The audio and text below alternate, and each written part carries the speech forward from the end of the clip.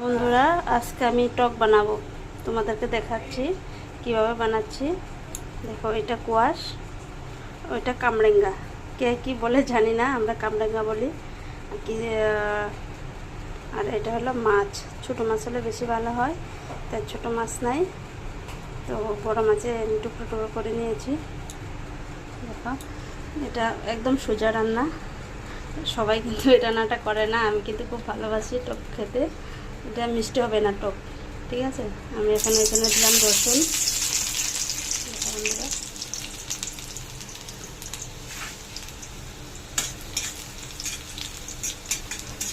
মাছ বাজার কোনো দরকার নেই। হ্যাঁ হ্যাঁ,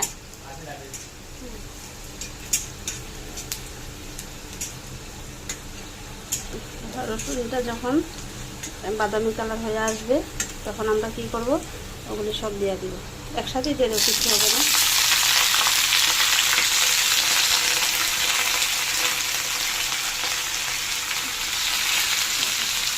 এটাতে এরকম কিছু দেওয়ার কোনো দরকার নেই, একদম শর্টকাট রান্না।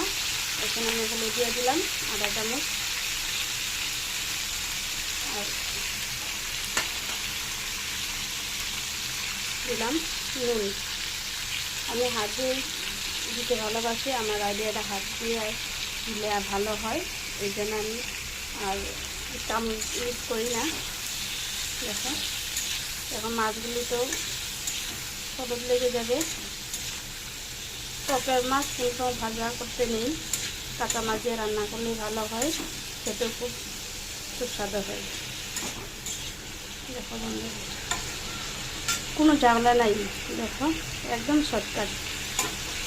এখন উপর ঢাকা দিয়ে রাখলাম।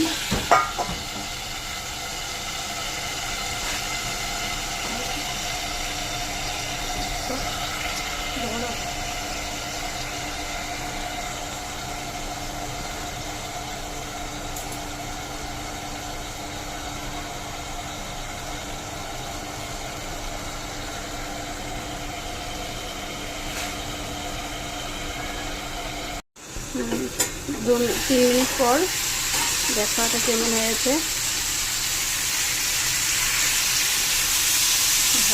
মাছগুলি সিদ্ধ হয়ে গেল, কোয়াশ কামরাঙ্গা সব সিদ্ধ হয়ে গেল।